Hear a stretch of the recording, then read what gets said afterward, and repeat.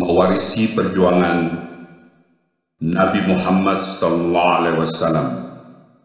Bahagian 4, Rahasia Besar Surah Al-Kahfi.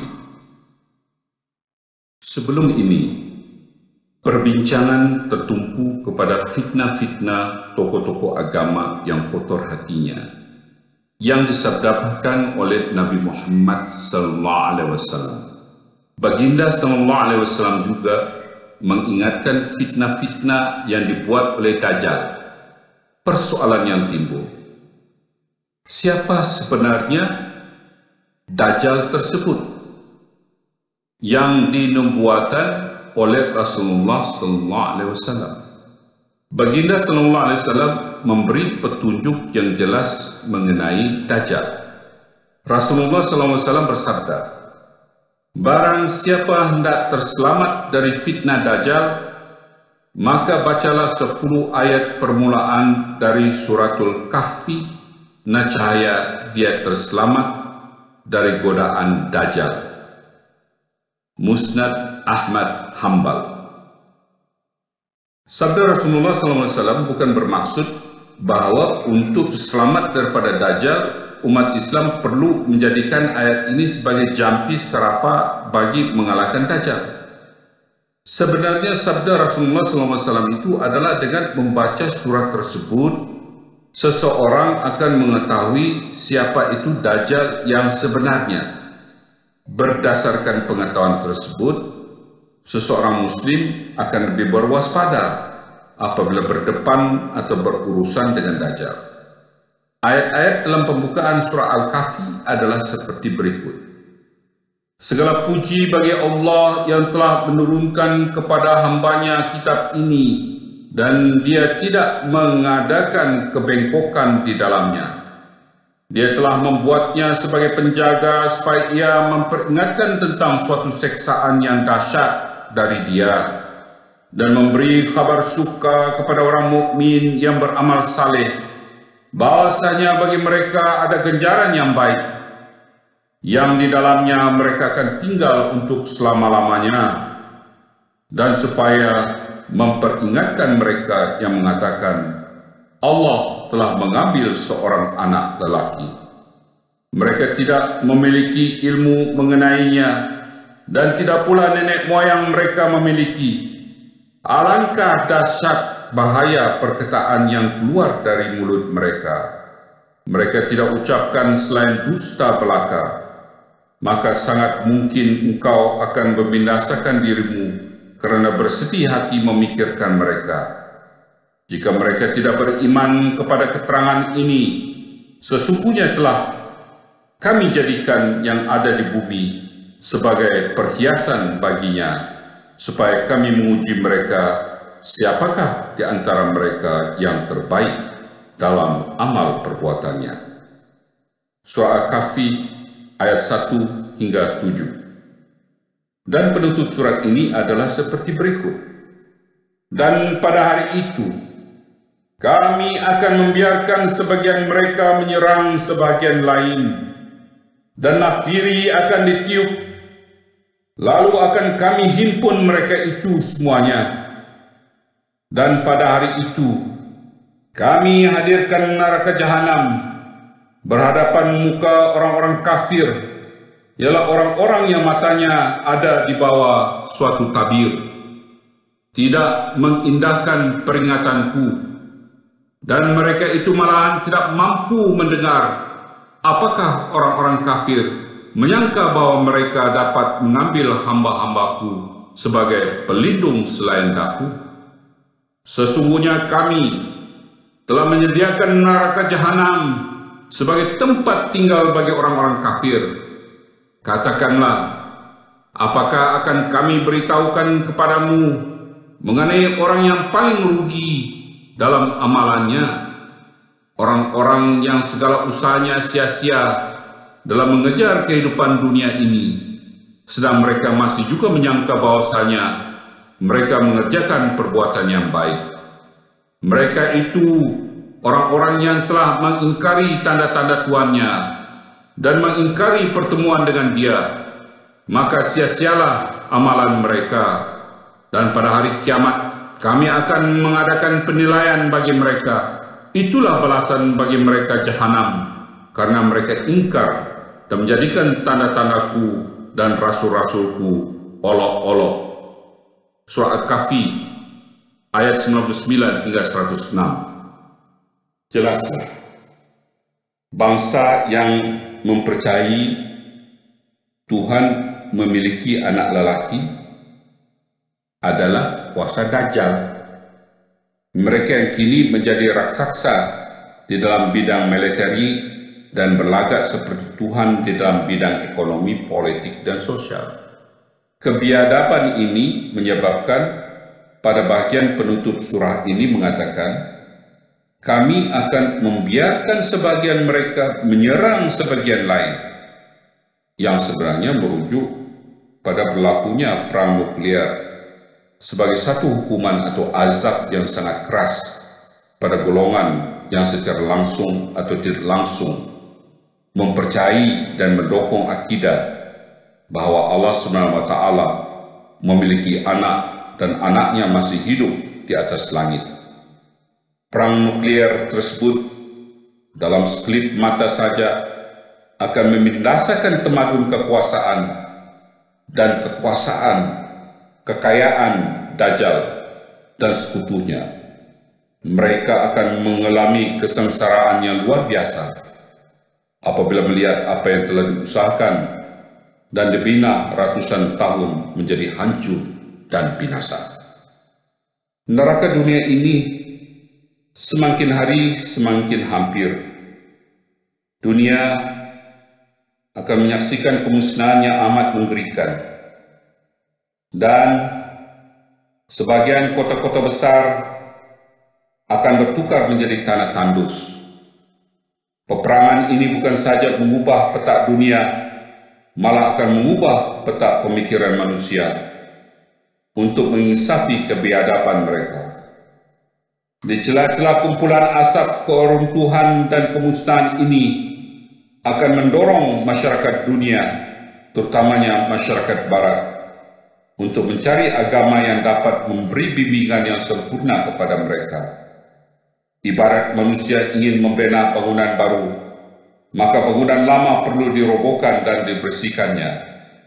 Oleh itu, Allah SWT perlu mencampakkan dunia lama ke dalam neraka dan mencipta dunia baru yang akan diterajui oleh umat Islam yang dimiliki cahaya rahmat Nabi Muhammad SAW, manakala golongan yang memperolok-olok cahaya tersebut akan mengalami kebinasaan seperti mana yang digambarkan oleh Al-Quran. Itulah balasan bagi mereka, jahanam, disebabkan mereka ingkar dan menjadikan tanda-tandaku dan rasul-rasulku sebagai olok-olok. Surah Al-Kahfi ayat 106. Sememangnya dunia berada di ambang perang nuklir, dan percikan-percikan api sudah mulai menyala di Timur Tengah. Umat Islam di negara ini perlu banyak berdoa agar terselamat daripada kehancuran tersebut. Malah kita juga perlu terus berdoa agar bangsa Palestin diberikan perlindungan dan petunjuk oleh Allah SWT untuk melepaskan diri mereka daripada kezaliman dan kekejaman pihak Zionis. Kekejaman Zionis telah memperlihatkan sikap sebenar Amerika Serikat yang mengamalkan dasar double standard mereka begitu cepat menyerang negara Islam jika negara Islam dituduh melakukan keganasan. Tetapi kegilaan dan kezaliman Israel hanya dibiarkan saja. Apa yang sangat mengecewakan ialah sikap negara-negara Islam yang mengetahui kedajalan Amerika Serikat, tetapi mereka tetap menjadi pengikut Dajjal. Tetapi dari sisi lain, hal ini memperlihatkan kebenaran yang mulia Nabi Muhammad SAW yang telah menerangkan kabar gaib mengenai Dajjal. Rasulullah SAW sering mengingatkan surga Dajjal adalah neraka dan neraka Dajjal adalah surga. Negara-negara Islam yang kaya dengan hasil minyak telah menyalahgunakan anugerah Allah SWT. Mereka terpesona dengan surga yang dicipta oleh Dajjal yang bermata satu, yaitu hanya celek kepada keseronokan dunia, tetapi buta kepada kehidupan beragama.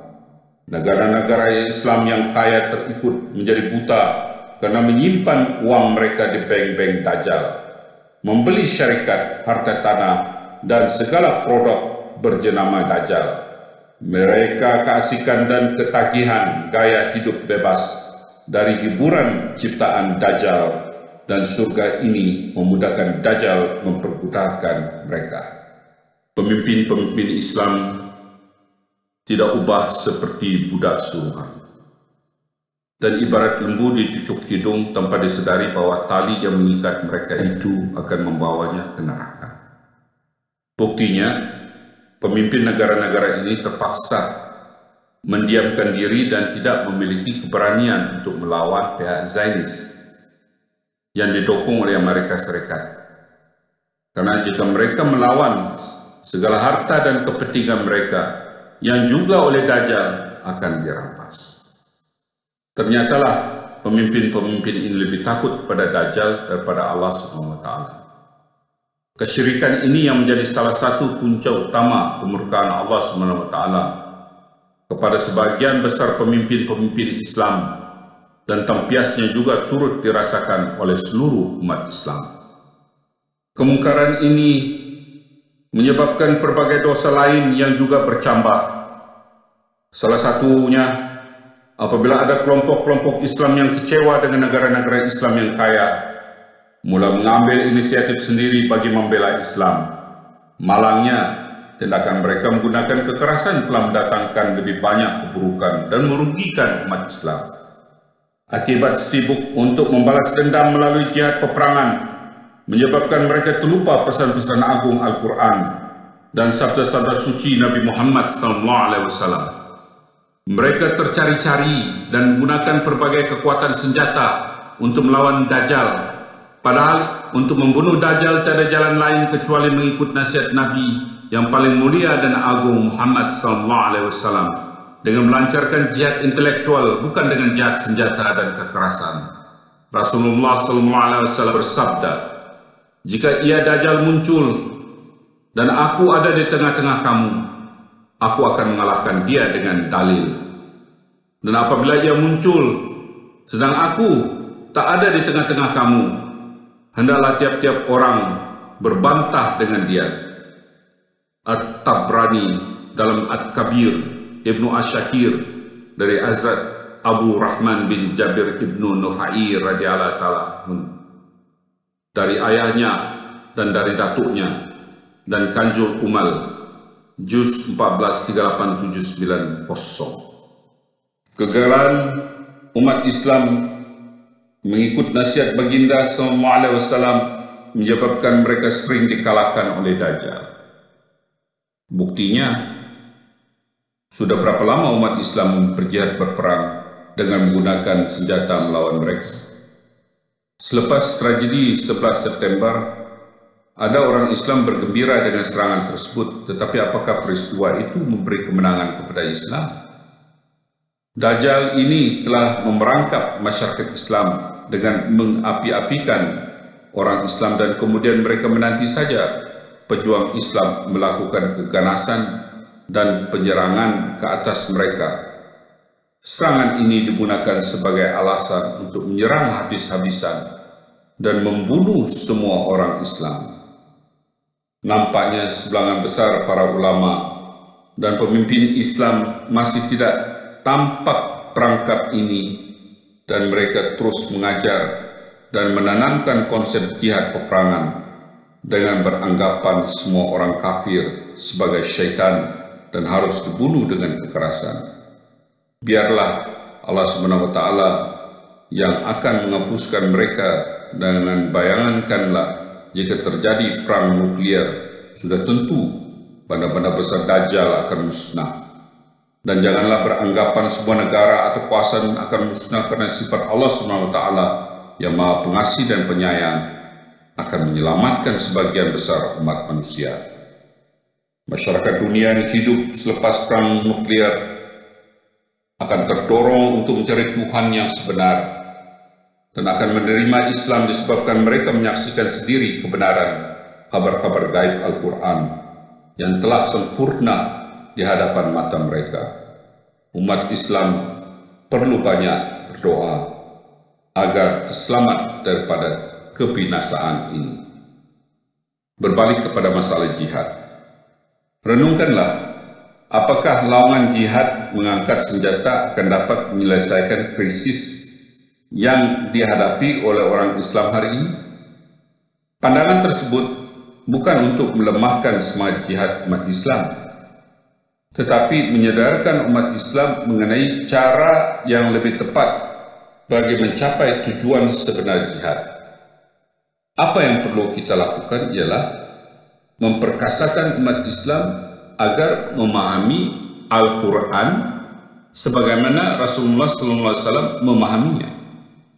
Allah SWT berfirman, "Maka janganlah engkau ikut orang-orang kafir dan berjuanglah menghadapi mereka dengan Quran, dengan jihad yang besar." Surah Al-Furqan ayat 52. Apabila umat Islam memahami dan menyintai Al-Quran, maka mereka akan mematuhi segala perintah pemilik alam ini dan menghapuskan segala keinginannya yang bertentangan dengan kehendak Allah SWT. Jihad ini yang disebut jihad melawan hawa nafsu, dan jika dimiliki oleh seorang muslim, mereka akan mengedepikan keinginan pribadinya dan akan mendahulukan kepentingan agama. Jika agama menuntut mereka untuk mengorbankan masa, harta, kedudukan, dan jiwa raganya, golongan ini tidak gentar untuk memberi segala-galanya dan sanggup mati asalkan Islam hidup selama-lamanya. Jelaslah jihad menguasai Al-Quran dan melawan hawa nafsu harus diberikan kepahaman terlebih dahulu kepada umat Islam seperti mana yang dialami oleh para sahabat. Hasil daripada kepahaman ini yang akan melahirkan keteguhan iman dan kepatuhan yang sangat luar biasa kepada Allah SWT dan Rasul-Nya. Kekuatan ini saja yang akan memperkasakan umat Islam untuk melepasi segala kesukaran, ancaman, dan cabaran yang dihadapinya.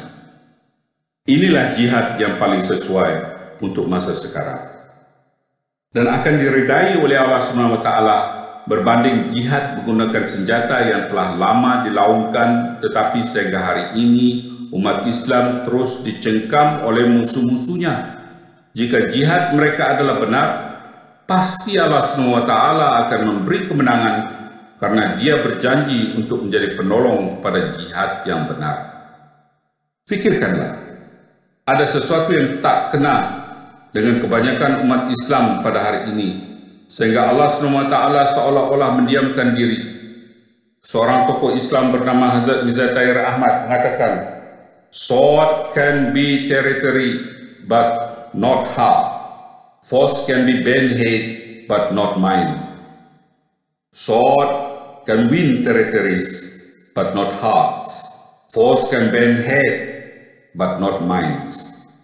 Perkataan ringkas ini cukup memadai bagi umat Islam untuk tidak bermimpi melakukan jihad menggunakan senjata melawan kuasa raksasa barat, dikarenakan jihad sebegini telah terbukti bahwa mendatangkan kemusnahan dan kerugian kepada Islam pada hari ini.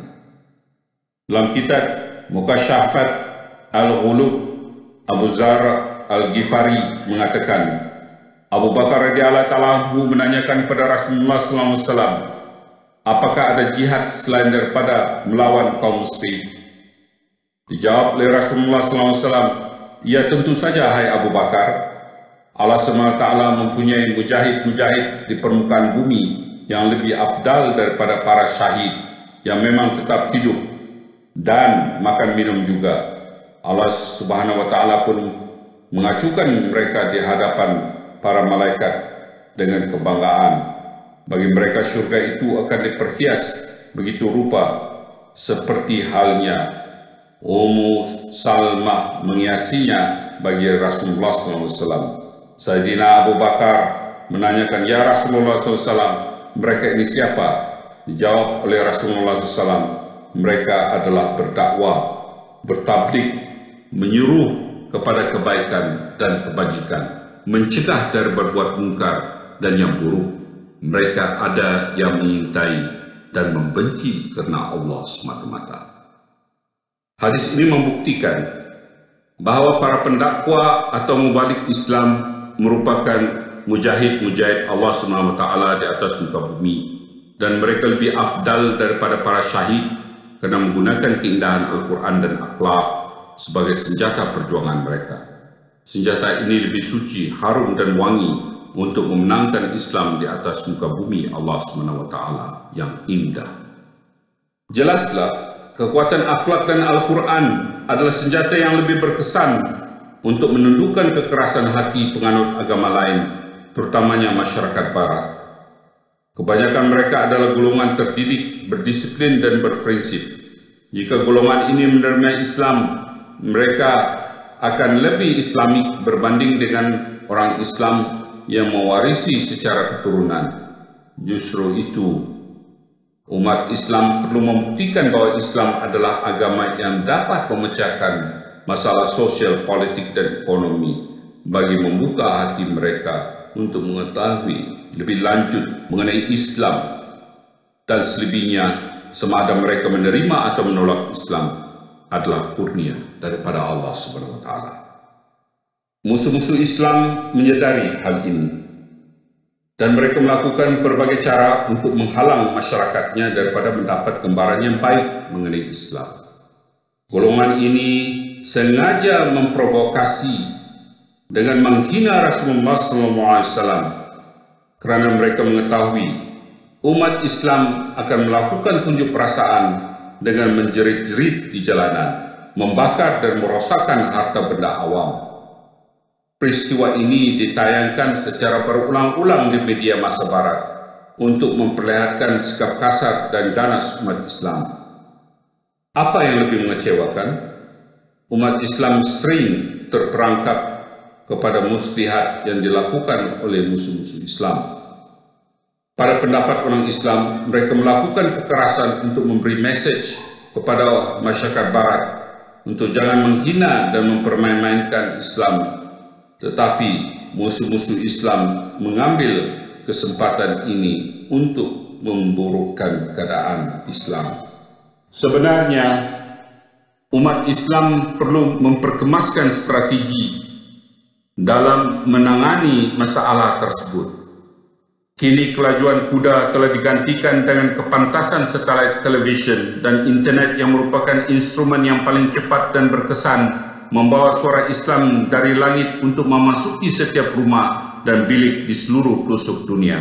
Alhamdulillah, ada sekelompok Islam yang berpusat di London memiliki stesen satelit televisyen yang beroperasi 24 jam sehari dan dipancarkan ke seluruh pelosok dunia.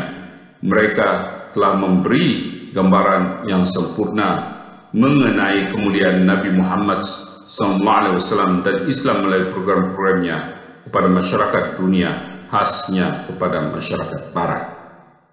Kelompok ini juga berjihad dengan melahirkan para pendakwa Islam yang terdiri daripada berbagai bangsa dan ditempatkan di ibu kota metropolitan, pusat bandar, kawasan pendalaman, pergunungan dan di pulau-pulau terpencil.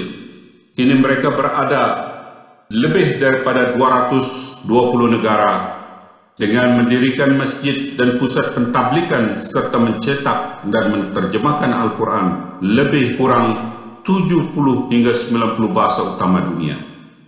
Para pendakwa ini pakar dalam bidang agama dan ilmu akademik serta mahir dalam berbagai bahasa dan ilmu perbandingan agama.